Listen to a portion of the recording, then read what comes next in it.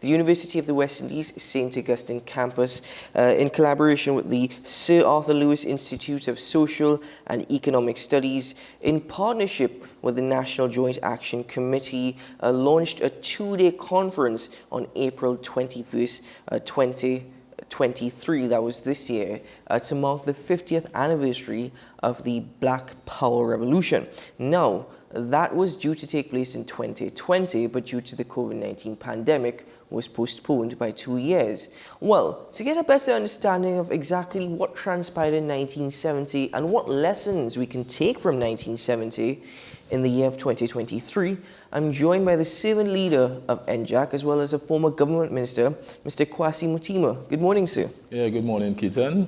It's a pleasure to have you here, and thank you. Well, it's my pleasure to be here to share, whatever information or for whatever perspectives. So I welcome the opportunity. Well, I'm very much pleased, and thank you for making it to the studio so bright and early. Yeah. But as we start this conversation, Professor Rosemary Bell Antwine, she stated at the opening of this conference that Geddes Granger and McCandlesdag and then other members of the then undergraduate group of students, they may not have been aware the impact that they would have had, the profound impact on a newly independent Trinidad and Tobago, and the societal change. When we speak about societal change in 1970, precisely what are we referring to, and does such change actually still exist? Yeah. Well, I would say that period, 1970, particularly what we refer to as the Trinidad and Tobago Black Power Revolution, it was from the 26th of February, which went right on to April 21st, when you had the declaration of the state of emergency. Yes. Can be seen as one of the most transformative periods in our history. In fact, it's not only impacted Trinidad and Tobago, but even the wider Caribbean.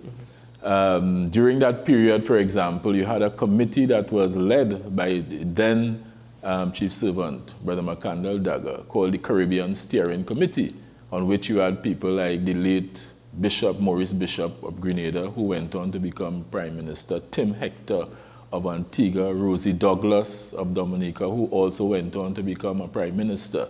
So they comprise of the more progressive leaders within the Caribbean. And so that when one examines 1970 and its full dimension, one has to appreciate you're not just looking at a local impact within Trinidad and Tobago, but also regional in terms of the Caribbean. So it was very much a watershed moment. And I think one of the errors that we make today is that, unfortunately, there's still so much that is not known by so many throughout our society, particularly the younger members of our population. And I think this is tragic for us in terms of our development, because 1970 ought to be a reference point for us as a nation in terms of dealing with contemporary issues within our society. Why I say so? Because it is a period when that revolution, as we term it, was able to offer so much analysis of our problems, particularly a lot of our legacy issues, which we inherited from colonialism, right? And 70 was able to provide deep analysis. Also, it went beyond just analysis and also provided solutions, at least options, solutions to a lot of these problems. However, the government at the time, the PNM government, chose, rather than to see how it could embrace such a movement in terms of the policies that were put forward, the questions were being asked, instead tried to suppress such a movement. As you know, the leaders were imprisoned on several occasions. They were thrown down Nelson Island, as well as the Royal Jail. And so what has happened is that I think today, what we are seeing within our society in terms of the numerous problems that we are grappling with, I would dare say, and I make no apologies for it, is that it is a direct consequence unresolved.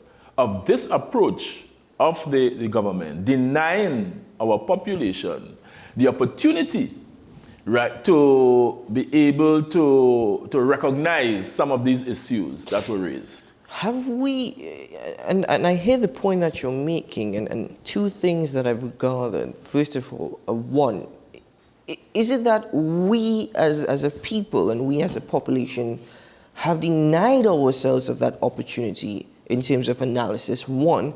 And two, why do you think that we choose as a nation to selectively unremember our history? Well, all right, the first question, or the first point. In all fairness, I will not be too hard on the population, and I will not place all of the blame there, because education is a process, and a process that starts from the very young. If you look at our education system, for example, you look at the syllabuses there, there's very little attention paid, not only to 1970, but even other in terms of historical moments, events within our own society. But I said 1970 stands out as one of the major ones of significance.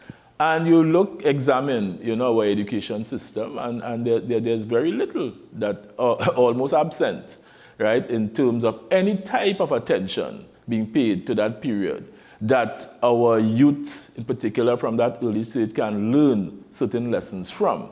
So that we have grown within a society where we have been made to feel, many have been made to feel, it is a period more for you to turn your eye away from rather than to pay attention to. And one has to understand as well, you are dealing with a people who have gone through a period, or a society that has gone through a period of colonialism, which we still we are affected by some of the legacies of colonialism. And one of those legacies is that you tend to give lesser appreciation to yourself and who you are, and you look outside. Right? And you give more glory, you give more significance, right, to events, to countries, everything outside of you, right? We're still in that problem. So the issues that were persistently raised in 1970, such as racial and cultural issues, inequality, do those still exist in 2023? Yes, a lot of that still exists. I think that is the sad problem, as I said, that the consequence of the suppression of this information. Particularly, let's look at I would consider one of the major issues or major problems. That is the question of national unity. Because one of the pillars of the revolution of 1970 was forging national unity. There was a call for unity between our Indian and African population. The call was Indians and Africans unite. Because since then, we recognized that unless, right, the major races within our population, right, come together in a form of unity, be mobilized, so as to deal with our national issues, we would not be able to solve our problems really. Here we are today in 2023, 53 years later, still grappling with that problem. Yes. This problem of racial unity. And again, we look back at colonialism, because this again is a legacy that was inherited from colonialism. The method of divide and rule, a strategy that was used by the colonial masters and which continued to be used by our local leaders, right? So that it is a problem, I would say, that is very much orchestrated, right, manufactured. I always say, if you leave our people together, those two races, there will be no problem, right? They would, the question of unity, they would unite, there would be harmony with each other. But those in political office, in order to hold on to power, they recognize that they use the same method that our colonial masters used, and that is to divide and rule. So we are still grappling with that problem. 1970 was a new wave of consciousness. As per what you're describing, which led to a greater consciousness following the state of emergency, is there a need for a new consciousness now? Yes, I would say yes, there is need for that new consciousness. Because sadly, I would say since 1917 to now, there has been some regression, right? For example, when you look at the 1970, the revolution and its impact on the economy then, before 1970, our economy was almost totally foreign-owned and controlled. In fact, you can say that within the system of itself, a lot of people usually make reference to the banks, but it wasn't only the banks, right? People of dark skin color were not given certain positions within these industries, banks and otherwise. Yes. 1970 was able to change that, and it created that opportunity for people based on merit rather than skin color. So you found then that our locals, particularly our black population, was able to move into areas of leadership, of management within industry. But there's something that strikes me here, and you please feel free to correct me if I'm wrong on this. But it seems as though, as you referenced the then PNM government trying to suppress it, and even as history has been selectively unremembered, as I mentioned earlier. Yeah. Let us, even though there is this divide and rule, which in my opinion still exists, obviously, and the racial issues are very much prevalent in 2023, why is there this notion of Afro-Trinidadians suppressing Afro-Trinidadians? Where is the brotherhood and the unity? Yeah, well, I said, you notice I continue, it may sound repetitive by reference colonialism, yes, right? This is not by chance. We tend sometimes to be very hard on, our people, a question of, as you mentioned, attitude amongst Africans to each other in particular and so on. But one has to recognize that what we're dealing with is a legacy problem. This is something that was engineered scientifically, right? When you go back spanning, people sometimes don't like to hear it, but there's a reality, and until we face up to it, we will not be able to deal with the issue. You go back to the period of slavery, through colonialism coming up. And slavery, in terms of certain policies that were adopted, these policies were adopted to have long-lasting effect. It was not just a question of owning chattel for profit, for economic means, right? There were long-term objectives.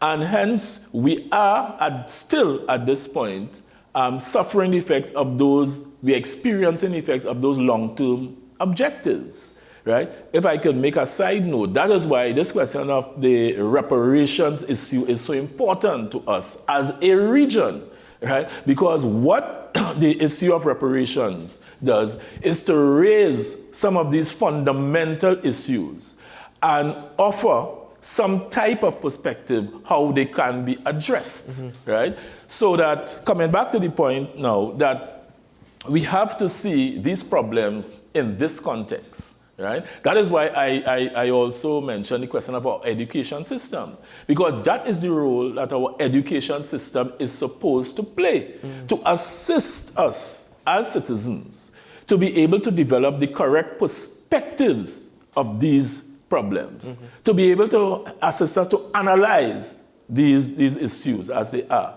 so that we all can formulate the necessary solutions that would be required. Dr. Akola Lewis Cameron, the Dean of the Faculty of Social Sciences, she went on to say the new consciousness then was, we don't want crumbs, we want the whole bread. There is a need for racial mindsets now. Sorry, let me correct myself, there's a need for radical mindsets now that will cause us to hunger for the whole bread.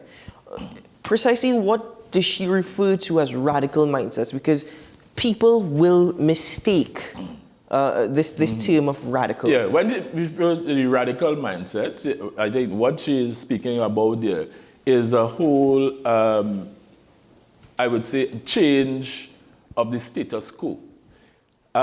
You find that we have grown so accustomed because of our political culture. When we speak of change, it's very superficial in terms of change of persons in government, change of persons within our parliament, and so on, which is a limited definition, a limited perspective of change. What 1970 spoke about was a more holistic, complete type of change where the very status quo needs to be revamped. The way we do things, right? The way we see things, the way we perceive things needed a total revamping. And this is what the speaker there is referring to, right? That all along, you find we have been made to just see things in the eyes of the colonizer. That is the problem, in that our whole history has been shaped, right, and given to us by the colonizer. And a lot of us still see through the lens of the colonizer. What 1970 attempted to do was assist us to make that shift, where we now develop a pride in ourselves, a pride in our own history, a pride in our own culture, a pride in our own being, that we begin now to view our history and our existence through our own lens. Well, Mr. Mutema, I want to thank you very much. It's unfortunate that we are out of time, but it's been a very insightful discussion indeed, and I am of the opinion, and I think we share this, that there is that need for a new consciousness. Correct. And I think even though you say that we don't want to be too hard on our people, I think governments past and present come from the people as well. Yeah. And we all need to open up our eyes a bit more. Correct. But thank you very much, sir, for your time. All right, thank you. It's been a pleasure.